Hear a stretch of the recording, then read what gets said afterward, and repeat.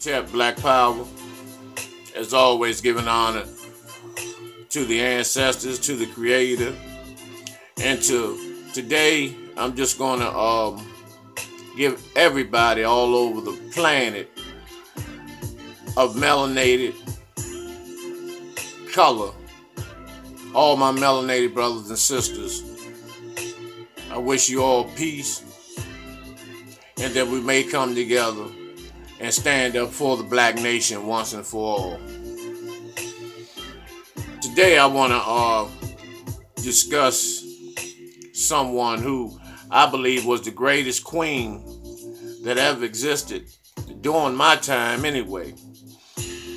And that's Sister Winnie Mandela, who I hope you can see the screen. Winnie Mandela, who made her transition and ascension at the age of 81, who I truly love. She was one of my favorite female admirers and heroes. And let me just say something brief about Queen Sister Winnie Mandela, Mother Mandela, who stood up. Well, as you all know, especially you young people, this is the former wife of former South African President Nelson Mandela, who fought for apartheid, who was a revolutionary long time ago, spent 27 years in prison, and came out and became president of South Africa. Now, I got to break this down to you so you will understand more of Queen Winnie Mandela. She stuck with Nelson Mandela for 27 years. During the entire time, he was on Robben Island in prison in South Africa during apartheid, so-called apartheid. He was released from prison after 27 years and became president of South Africa. Now, let's get a clear understanding so we won't be confused. How can a black man go to jail for being a revolutionary, spend 27 years in jail, and then the cracker lets him out and he becomes president of South Africa without a script or plan? And see, part of the plan was that he would pardon John Vorster and F.D. de Klerk, who were two crackers that were responsible for the slaughter of millions of our African brothers and sisters during the apartheid. And they weren't charged with war crimes. They were pardoned. And Nelson Mandela became president. And he let them go. And at the end of all of that, Winnie Mandela goes to jail for fighting for Nelson Mandela by putting gasoline-filled ties around the necks of agents, stool pigeons, snitches, rats, and provocateurs, fighting the whole 27 years on the outside for Nelson Mandela, for her husband. And he comes home and he gets rid of her and remarries another woman who is no way near the woman that Winnie Mandela was. And F.W. de Klerk and John Vorster, who, like I said, were responsible for the slaughter and millions of men, women, children, and babies, slaughtered them, decapitated them, blew them up, shot to death, set on fire. Nelson Mandela pardoned them and didn't charge them with war crimes, but allowed his wife, Winnie Mandela, to go to jail. And when that took place, that's when I lost all respect for Nelson Mandela. May he rest in peace. But I lost all respect for Nelson Mandela. Winnie Mandela was a soldier. She was a freedom fighter. She was a warrior. She had no fear in her heart of no cracker whatsoever. And she went to the penitentiary. But when she came out, she still done work. Even though Nelson Mandela left her hanging high and dry in jail after she stuck with him for 27 years when he was in. See, these are the things that people don't know about some of our people. You only go by what the white media feeds you. See, the whites respect Nelson Mandela. Not for being a freedom fighter, not for fighting apartheid, but for not charging those crackers with war crimes. That's why he's respected. You never hear anything about Winnie Mandela. But she still continued her work. She even went as far as to go leave South Africa to fly to San Quentin prison to meet Tookie Williams. Stanley Tookie Williams. That's how much of a revolutionary and warrior Winnie Mandela was. So I will always acknowledge her. You know, and Tookie Williams said that was the greatest moment of his life. It's when Winnie Mandela stepped in San Quentin prison in California, coming from Cape Town and Johannesburg, South Africa, to visit a reformed, renewed Stanley Tookie Williams before Arnold Schwarzenegger killed him.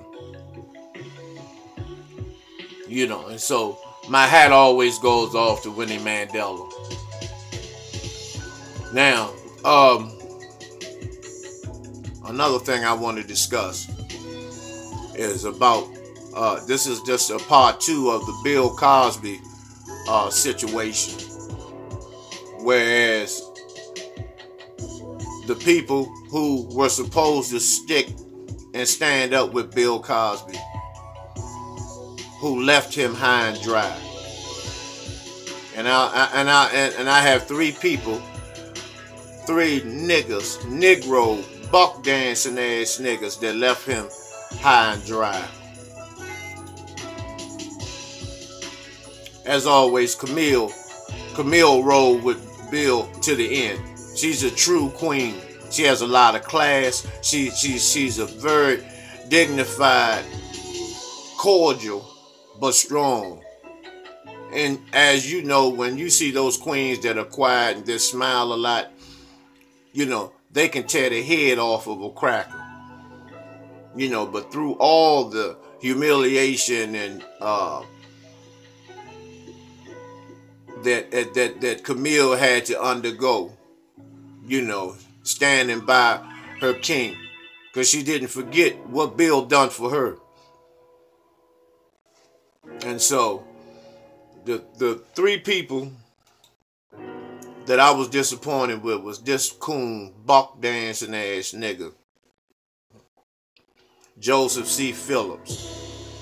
The role he played on the Cosby Show was not too much different of what type of motherfucking Negro and bootlicking motherfucking punk that he is.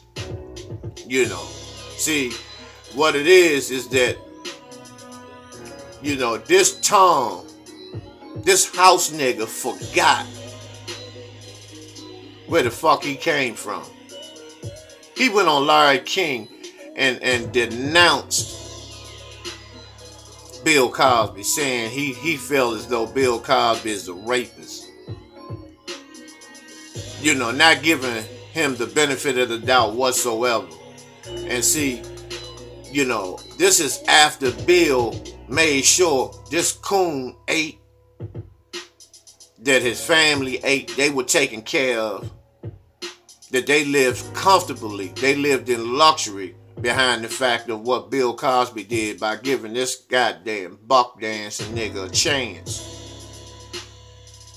He became a household name based on his role on the Cosby Show. You know, and this fucking Tom, bootlicking ass nigga, went against Bill Cosby. You know, that shows the ungratefulness, and that shows the, you know, the high disgracefulness of a fucking coon.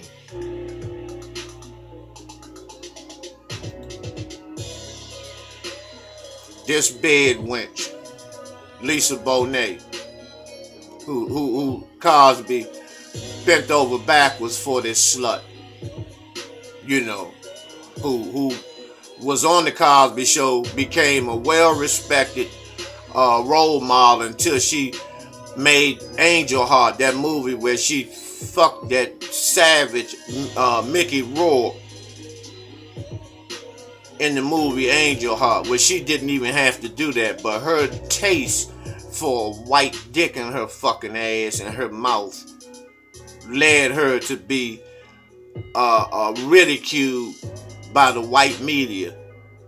And Bill Cosby still defended her until she became disrespectful to Bill, coming on the set late, being high all the motherfucking time. You know, and see, these are the things that you all don't realize that took place with these motherfuckers. You know, this bed wench, this slut, you know, who was out, an opportunist, fucking everything in Hollywood, in the nightclub circuit. You know, fucking them wild hippie motherfuckers like Lenny Kravitz and, you know, and other motherfucking hippie ass, burnt out, spaced out ass, drug infested ass Coons. And she was another one that went against Bill Cosby. You know, called herself being vindictive, you know, and went against Bill because Bill had defiantly let her go for her sluttish behavior. Because she was giving the Cosby Show a bad name. You know, strung out like a motherfucker on drugs. And she's another one that Bill made sure that families ate, that they lived well, they had, you know, 7-figure homes, that they lived comfortably, and that they ate not only her parents and grandparents and beyond.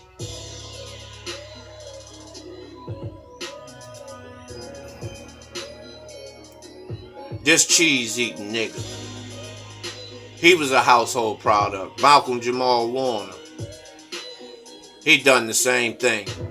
You know, wasn't there for Bill. You know, hanging with a whole bunch of crackers. You know, trying to be something that he's not. Wanting to, you know, got into the fraternity. You know, pledged. You know, got spanked on his ass with a paddle naked. You know, and Bill made sure that he went to mega stardom. Branched out, and Bill helped him get his own TV show, along with him and Eddie Griffin had a show that Bill Cosby sponsored. And this was on primetime television with NBC.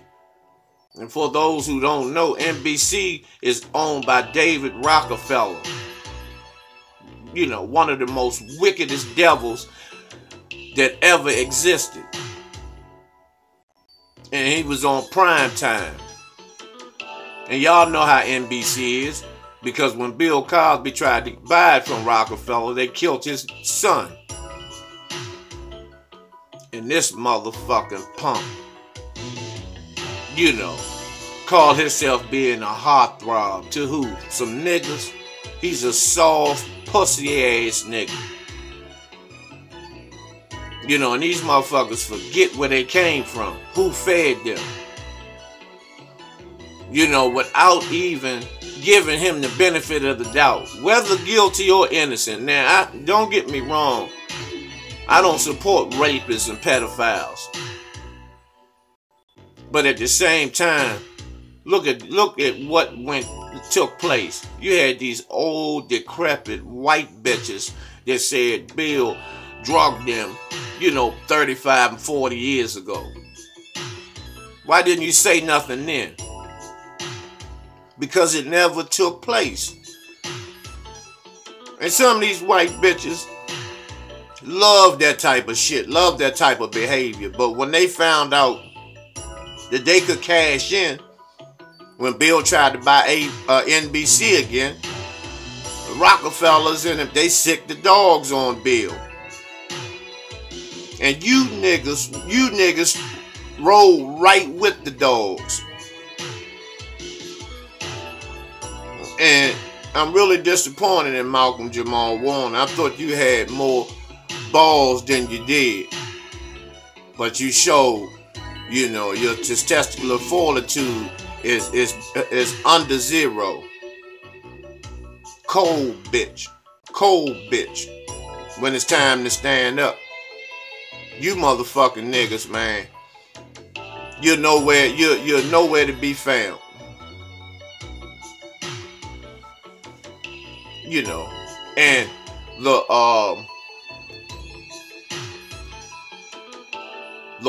person who stuck by him. Now, if anyone was to say Bill Cosby's behavior was foul, would have been this sister who played his wife on the set of the Cosby Show, that had bedroom scenes and all this type of stuff. And she's a beautiful woman. So if he would have been guilty, I would have believed it to an extent if she would have said something. But she doesn't even believe it. So I know this shit is not true. Now, far as him putting Mickey's and all that in drinks, at one time, that was the thing. That was what was happening. That was the Viagra for women back in the day. So I take my hat off to Phylicia Rashad. And good things have happened to her, you know, since the Cosby Show, based on her demeanor and how she stands up. You know, and she's not a woman, as you all know, that bites her tongue. She's a stand-up. She thinks for herself. She doesn't take no shorts. You never seen her in nude scenes in movies getting dogged out by motherfucking white boys or none of that shit. She has a lot of class. And, you know, and I respect Phylicia Rashad. You know, at the same time, but she married Ahmad Rashad, who ended up, you know, he was a motherfucking Tom any motherfucking way. He was a former all-star wide receiver for the Vikings and then became NBC sportscaster. However, he always had that Tom and buck dancing energy about him. And I guess when she found out, because he's with a white bitch now. You know, he left that queen for a motherfucking Ice 8 bitch. Sick motherfuckers.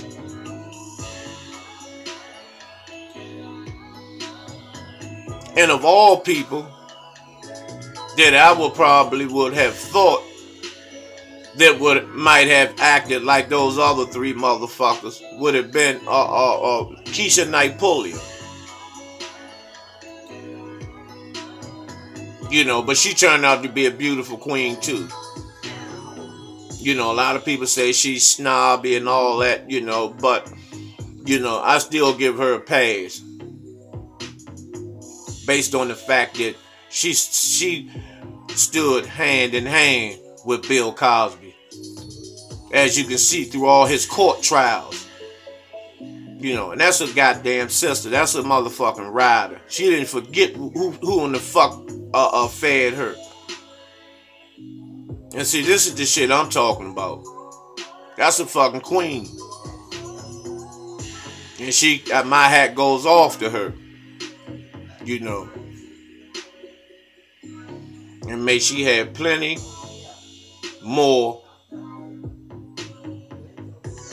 good years and a good future in her life. I believe she just had a child. And, you know, and Hotep and Black Power to you, Sister Pulliam. You know, I respect you because, you know, once again, you didn't forget. You didn't bite the hand that fed you. You didn't forget who bought your mother a home. You didn't forget the 7 figures you got in the bank or 8 figures you got in the bank. How'd you get it? Being a household product, a household name in the black community in the early 80s. And everybody loved little Rudy Huxtable. But you've grown up to be a stand-up queen. And that's what I respect about you.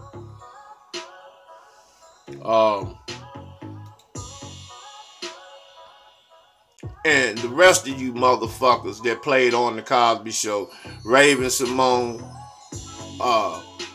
the other brother, and Tempsy Bledsoe, and all you motherfuckers that, you know, that hid, you know, that didn't stand by the man and didn't show you appreciation for what he's done for you, your family, your parents, and your grandparents.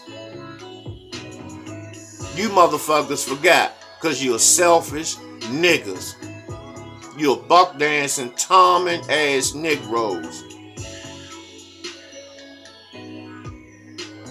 And I don't wish nothing good for none of you motherfuckers that didn't stand by that man. That's the least you could have done. It spoke for him. And let the evidence speak for itself. You didn't even do that. You didn't even have enough love in your hearts to do that for that man. And knowing that he's up in age. But something to think about. Because one day you will see this video and it will give you something to think about. And I hope it fucks your mind up. Your children will see it or your grandchildren will see it. And they're going to look at you and see the type of motherfucking piece of shit that you were. Because you're going to lie in terms of telling them how you got wealthy. You got wealthy because of Bill Cosby. Nothing else. Some of you, all of you were nothings. Nobody heard of none of you motherfuckers before the Cosby Show. None of you. Just remember that.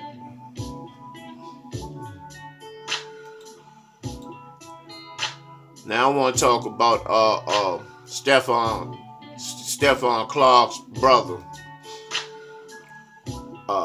This is Stephon Clark, and this is the first time a brother has been murdered by a fucking pig, and I have doubts about supporting him wholeheartedly. Because of his hatred for a black woman. It's hard for me to give him a pass for that. You know, may he rest in peace. Because he couldn't rest in power because he didn't stand for shit. When he said all derogatory statements about the queens, about the black queens. And yet you ended up with a rice-eating, onion breath, slant-eyed, raisin-eyed motherfucking a goop bitch talking about you only fuck with exotic women. You know, you must have been talking about house pets. Because None of them, no woman on the planet can fuck with a black woman. No woman. But see, by you being too much of a pussy to deal with a black woman, see, a lot of you run to the white bitch because she's so passive and, you know, you can run over her and run game on her because she's a slut bitch anyway. But see, a sister gonna make you stand and hold your ass accountable, which you can't stand because you have a trifling goddamn mentality. So, you know, you'll sit in and put down the sister. What about the pussy hole you came out of? Wasn't that a black hole, punk? You niggas killed me with that. You got this disdain for black queens, but you came from a black queen. I thought you would have caught on to it or had a wake-up call when Tupac did Keep Your Head Up when he explained that in his lyrics about we all come from a black woman. But it's you weak ass niggas that go to the white bitch. But let's talk about your brother who's fucking using you. All the donations that people have been given for your burial and to assist your grandmother and to taking care of your children, because your brother ain't. This chipmunk looking motherfucker is not going to do anything. He was in the store flossing with those children's money, all those donations that people sent to your grandmother. This nigga, he was in the stores flossing and all types of shit. He's thinking about himself. He's not thinking about you. He's not thinking about his brother. He's thinking about himself. He's fighting for his 15 minutes of fame. Jumping on tables and all that bullshit. Don't be surprised because when these crackers finish with him, as a result of his goddamn antics, the police are going to be acquitted. Trust me when I tell you that. They're going to be acquitted. And he might end up going to jail for misappropriating funds. You know, Al Sharpton gave him a couple of dollars. That Al Sharpton and the other, what's that other nigga name that tries to be he's the new Al Sharpton that represented Trayvon Martin's case. They're gonna milk this family. That's why they gave some front money. Sharpton's not stupid. And then when the cops the pigs are going to be acquitted, and they're going to get some money on a wrongful death lawsuit based on the fact that it happened in his grandmother's yard. It's not going to be on account of anything that the brother done, because he's done nothing but make the situation worse. He needs to have a psychiatric evaluation. He needs to be arrested. He needs to be locked down and questioned for that goddamn money. Because you played on the black community with that bullshit. Because you only thinking about yourself. You could care less about your brother. And see, another thing that you think that the black community didn't know, that y'all didn't even get along. Y'all didn't even fuck with each other. But you saw it as an opportunity to be on national television and get some motherfucking paper. And so you're using your brothers. You're using your brother. And that's a goddamn shame. Your brother's deceased and you're using him. And you didn't even fuck with him. Why haven't no one seen you with any of his children? And what are you gonna wait till the trial comes to try to bring the children in there and play on the emotions of the black community again? I doubt it, because the black community has caught on to your motherfucking trifling, nothing, buck-tooth, chipmunk-looking ass.